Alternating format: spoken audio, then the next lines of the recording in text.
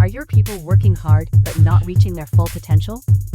The problem is not effort, it is development.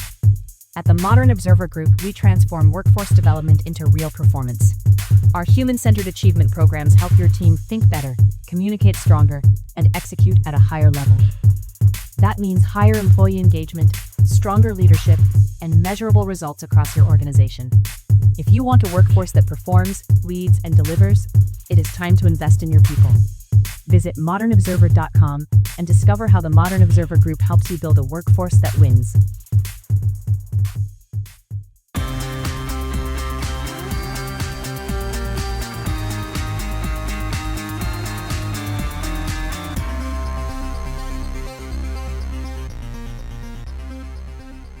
Russian gas shortages, more Supreme Court decisions, Rashida Tlaib attempts to protect Hezbollah, and more.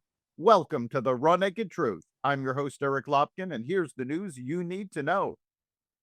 American envoys Steve Witkoff and Jared Kushner arrived in Qatar yesterday to talk with mediators about ending the war in Iran, as Tehran said it had no plans for direct meetings with the U.S. in the coming days. Iran and Oman still plan to collect fees from ships passing through the Strait of Hormuz, despite American objections.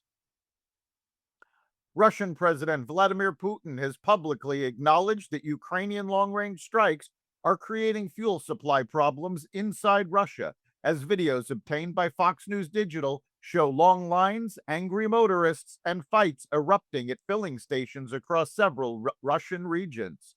Speaking at a meeting with government ministers and other officials after a wave of Ukrainian attacks on Russian oil infrastructure, Putin said on Sunday that strikes on critical infrastructure and energy facilities were creating problems, including shortages affecting motorists, businesses, and agricultural producers, but said Russia was dealing with them, according to Reuters.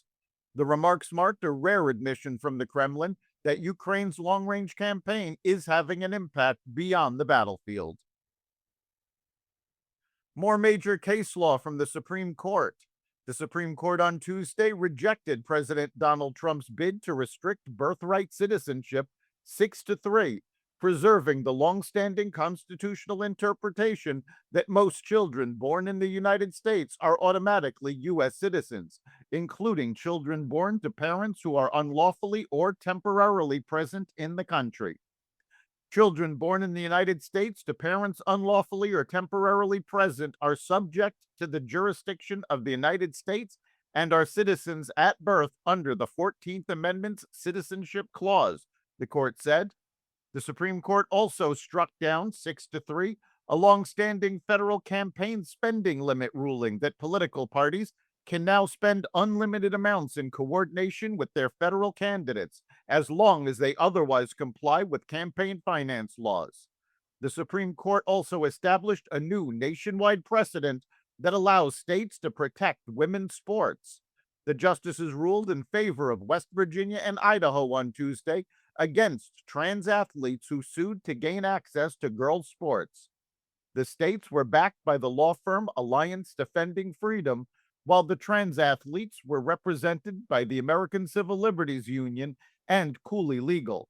In the highly anticipated rulings in West Virginia v. BPJ and Little v. Hecox, the High Court upheld state laws requiring student athletes to compete on sports teams that correspond with their biological sex at birth rather than their gender identity. The Supreme Court ruled 6-3. Supreme Court Justice Samuel Alito is not retiring, despite NPR's reporting. National Public Radio quickly retracted an article on Tuesday that incorrectly reported Supreme Court Justice Samuel Alito was retiring from the bench. NPR reporter Nina Totenberg apologized directly to Alito, saying, "It was the worst professional mistake of my more than 50 years in journalism." The House of Representatives overwhelmingly backed a measure Tuesday that would force the disclosure of lawmakers who use taxpayer funds to settle sexual harassment claims. The resolution would require the House Ethics Committee to preserve and publicly release records related to monetary settlements involving sexual misconduct. The final vote was 420 to 0 to 1. No lawmaker spoke against the resolution during debate on the House floor. Representative Nancy Mace was the lone lawmaker to vote present, arguing Tuesday's vote was nothing more than political theater after she released information earlier this year showing the federal government paid out more than $330,000 to settle sexual harassment claims since the early 2000s. The House of Representatives rejected a measure from Representative Rashida Tlaib targeting U.S. military involvement in Lebanon. Tlaib's measure failed in a bipartisan vote of 235 to 189 on Tuesday, with 22 Democrats joining nearly all Republicans against it. The resolution, designed to protect Hezbollah terrorists against the American military, would have specifically barred U.S. forces from engaging in any hostilities in the country, despite the U.S. military not joining Israel's war in Lebanon and conducting few operations there. That's the Raw Naked Truth for July 1st, 2026. Remember to like and subscribe to the Raw Naked Truth wherever you listen to podcasts. You can catch every episode of the Raw Naked Truth Daily News Brief, as well as our sister podcast, Carnivore Radio, with news analysis and commentary, and the rest of the Xvadio Podcast Network at xvadio.com, the Apple Podcast app, YouTube, Rumble, Spotify, iHeartRadio, Audible, Amazon Music, and other platforms that respect freedom of speech. We'll see you next time.